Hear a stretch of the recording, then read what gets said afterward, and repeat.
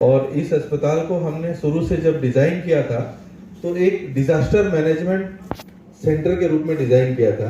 तो इसका लाभ हमारे शहरवासियों को मिला कि जब कोरोना पीक पर था तो इस हॉस्पिटल ने 350 बेड रन किए और उसमें से 250 आईसीयू बेड थे और लगभग 100 वेंटिलेटर हम एक साथ चला रहे थे। इतना बड़ा इंफ्रास्ट्रक्चर उड़ीसा के किसी भी अस्पताल में उस वक्त मौजूद नहीं था। हमारा ये सौभाग्य रहा है कि कोरोना काल में जब भी किसी अस्पताल में उनको ये लगता कि अब हम इस पेशेंट को नहीं बचा पाएंगे या नहीं संभाल पाएंगे तो वो हमारी तरफ ही देखता था और उस पेशेंट को सीधे गाड़ी में लोड करके हमारे पास भेज देता था कि अब आप जो कर सकते हैं करिए। और उनमें से 90% पेशेंट ऐसे थे जो अगर इस अस्पताल में नहीं पहुंचते, यहाँ की सुविधाएं उनको नहीं मिलती कोविड के पीरियड में, तो शायद वो बच नहीं पाते। और उनमें से भी हमने लगभग 70% लोगों को सुरक्षित और स्वस्थ करके घर भेजा है। 30% उस पीरियड में डेथ हुए क्योंकि उन पेशेंट की अवस्था बिल्कुल भी बचने लायक नहीं थी। और बहुत से ऐसे पेशेंट हमारे पास आते थे जो 5 अगर शहर से निकलते तो 2 ब्रिज पे ही दम तोड़ देते थे और 3 यहाँ पहुंचते थे। वैसे पेशेंट में से भी हमने 70% पेशेंट को स्वस्थ करके यहाँ से भेजा। हमारे डॉक्टरों की टीम ने, नर्सों की टीम ने जी तोड़ मेहनत किया। सबसे ज़्यादा धन्यवाद मैं अपनी नर्सेस को देता हूँ कि जो पीपी किट में आधा घंटा नहीं पहन पाया, उन्होंने 8-8 घंटे 10-10 घंटे पहन करके ड्यूटी किया है और अपनी जान की परवाह किए बगैर जिस पेशेंट को उनके रिश्तेदार हाथ नहीं लगाते थे उन्होंने अपने हाथ से खाना खिलाया है। तो उनके लिए बहुत बहुत धन्यवाद है। ये सेवा एक बहन, एक माँ ही कर सकती है, तो वो हमारी बहनें, हमारी माताएं हैं जिन्होंने माता से ऊपर उठ करके इस कष्ट की घड़ी में हम सब के प्राणों की रक्षा की, हमें अपना प्रेम, अपना धैर्य और अपनी सेवाएं हमें दी जिससे हमारी प्राण रक्षा हो सके। जयप्रकाश हॉस्पिटल हम लोगों ने बनाया इसलिए कि हमारी इस जन्मभूमि में हमने शुरू से मेडिकल, एक क्वालिटी मेडिकल चिकित्सा का अभाव पाया था। हम सब लोग सोशल सर्विस से जुड़े हैं, आप सब जितने लोग यहाँ बैठे हैं, हम भी किसी न किसी अपने दोस्त यार मित्र को लेकर अलग अलग अस्पताल में, राउरकेला क्षेत्र में, आसपास के क्षेत्रों में गए हैं, लेकिन मेडिकल सुविधा की अभाव की वजह से कितना हमको कष्ट झेलना पड़ा और हमारे अपने मित्र, दोस्त, रिश्तेदारों को मृत्यु के हाथ खोना पड़ा। इसके अलावा उनको ले करके हम भुवनेश्वर, कलकत्ता, हैदराबाद, चेन्नई, वेलोर, न जाने कहाँ कहाँ दौड़ते थे कि एक छोटी छोटी चीजें, एक कार्डियक प्रॉब्लम हो गया, किसी को न्यूरो प्रॉब्लम हो गया, तो एक भी डॉक्टर नहीं मिलता था कि जो समय पर देख सके। आज एक आदमी को कार्डियक अरेस्ट आता है, अगर 6 घंटे के अंदर उसको स्टेंट लग जाता है तो वो उसके जीवन का रक्षक बनता है, किंतु अगर 12 घंटे 24 घंटे बाद उसको स्टेंट लगता है तो जो उसके शरीर का नुकसान होना वो हो चुका होता है, उसको कोई फायदा नहीं होता। तो ये एक ऐसा सेंटर है जो हमको एक मेट्रो क्लास सुविधा हमारे शहर के अंदर में दे रहा है और मेरा यकीन मानिए कि इसके कंपैरेटिव किसी भी हॉस्पिटल से हमारा प्राइस 60% है, 40% कम रेट पे हम लोगों का इलाज करते हैं। और अभी हमने अपने कुछ सर्जरी पैकेज और बाकी सारे चिकित्साओं का रेट भी नर्सिंग होम के रेट के बराबर कर दिया, क्योंकि हमारा शुरू से सोच था quality services at affordable prices. हमारे यहाँ अफोर्डेबिलिटी इशू है, तो उसको काउंटर करने के लिए, उस चीज को मैनेज करने के लिए कि हम कैसे क्वालिटी सर्विसेज दें, हमने अपने परचेज सिस्टम और जो सप्लाईज आती है उनके ऊपर में हमने बहुत मेहनत किया। हमने बल्क बाइंग की ताकि हम कॉस्ट कम कर सकें। आज आप कोई भी इक्विपमेंट या कोई भी चीज, यूज का चीज आप 4 पीस खरीदते हो उसका दाम अलग होगा, 400 पीस खरीदते हो उसका दाम अलग होगा, लेकिन इन्वेस्टमेंट बढ़ जाता है। तो हम उस लेवल तक गए कि 1 साल का स्टॉक उसमें ब्लॉकेजेस या डायरेक्ट कवर होते हैं और जब एक क्रिटिकल स्टेट में आता है तभी जाके तकलीफ शुरू होता है।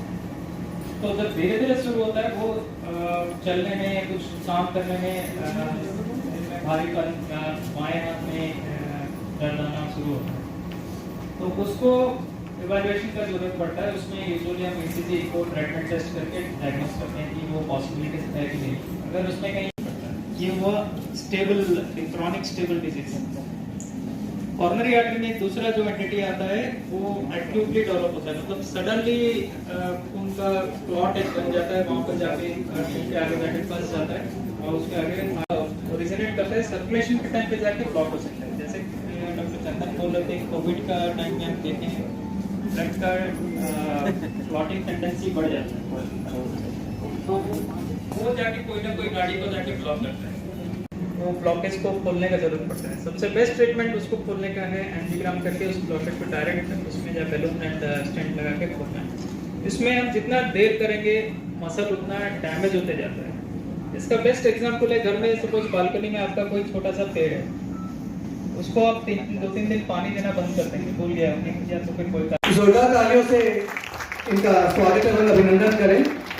पिछले 2 वर्षों से Rourkela chamber of commerce and industries ने सामाजिक क्षेत्र में सेवा के नए आयाम स्थापित किए हैं। Thank you. भोजन की व्यवस्था हरियाणा नागरिक संघ के मंच से करवाई थी।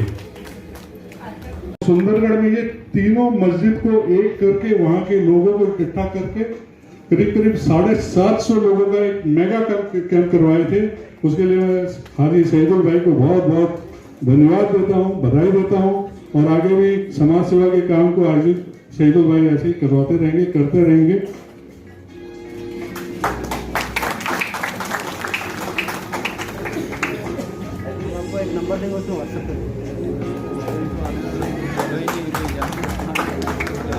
हाजी शहीदुल भाई और मदरसा अजीजिया के लिए जोरदार तालियां होनी चाहिए, बजनी चाहिए, क्योंकि ये लोगों के स्वास्थ्य के लिए जो इन्होंने मेगा कैंप किया है, ये उसके हकदार बनते हैं।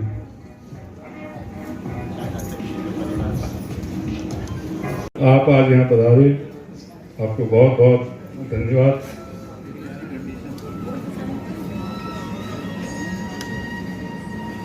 गुरुद्वारा अर्जुन देव सिंह जी के सचिव श्री त्रिलोचन सिंह जी, बंटी भाई जी को बहुत बहुत धन्यवाद, बहुत बहुत बधाई। इन्होंने सिविल टाउनशिप में जेपी हॉस्पिटल के साथ मिलके हेल्थ चेकअप कैंप करवाया था, जिसमें हमारे डॉक्टर आर प्रदीप कुमार ने कहा कि सबसे मतलब मजबूत दिल, सबसे हेल्दी हार्ट के मालिक बंटी भाई हैं, और इनका रहन सहन, इनकी कार्यशैली, इनकी जीवन शैली इनको स्वस्थ रखती है, और हम भगवान से प्रार्थना करते हैं कि भगवान आगे इनको भी स्वस्थ, हमेशा स्वस्थ रखें। भाभी जी आप एक मोमेंटो आपका है, वो भाभी जी ग्रहण करेगी, मम्मी ग्रहण करेगी।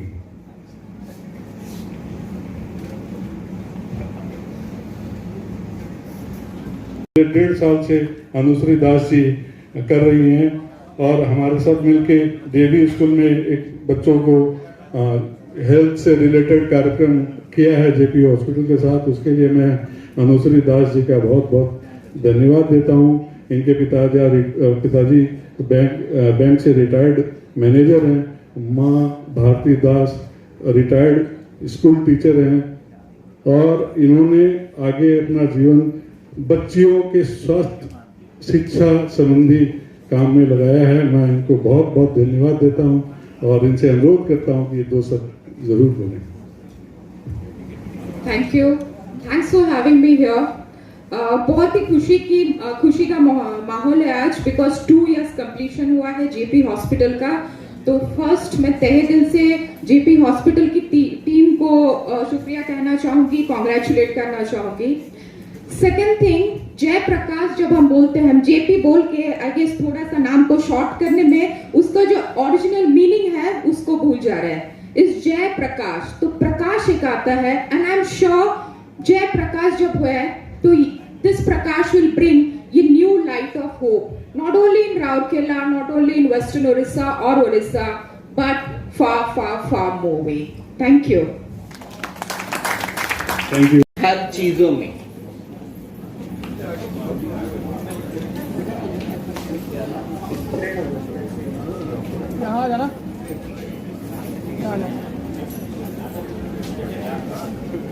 स्पेशली मैं प्रिंसेस से अनुरोध करूंगी, जो एज ए कोविड वॉरियर, जो पिछले 2 सालों से जो कोविड वैक्सीनेशन सेंटर में as a DEO she is working from last 2 years, and she has been awarded by many and many awards in every field.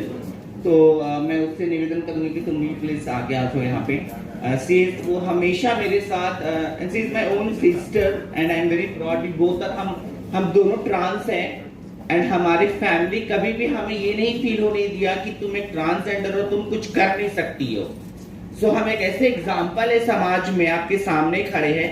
बच्चा जो भी हो, जैसा भी हो, आपका बच्चा है, याद रखिए, पढ़ाइए, लिखाइए, इंसान बनाइए, वो भी आपको वही वो मोहब्बत और प्यार और इज्जत दिलाएगा समाज में जो एक बेटा और एक बेटी दिलाते हैं।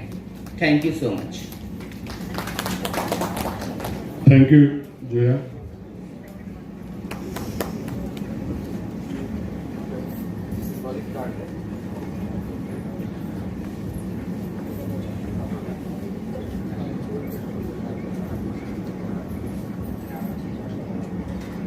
हटा के ना वो मोबाइल ले लें।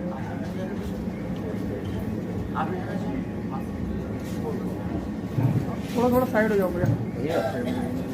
एक बार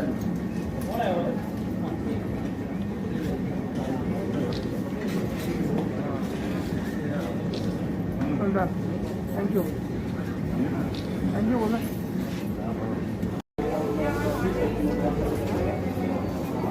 श्री जसविंदर सिंह गोली जी समाज सेवा में राउरकेला में नए आयाम स्थापित करते हैं।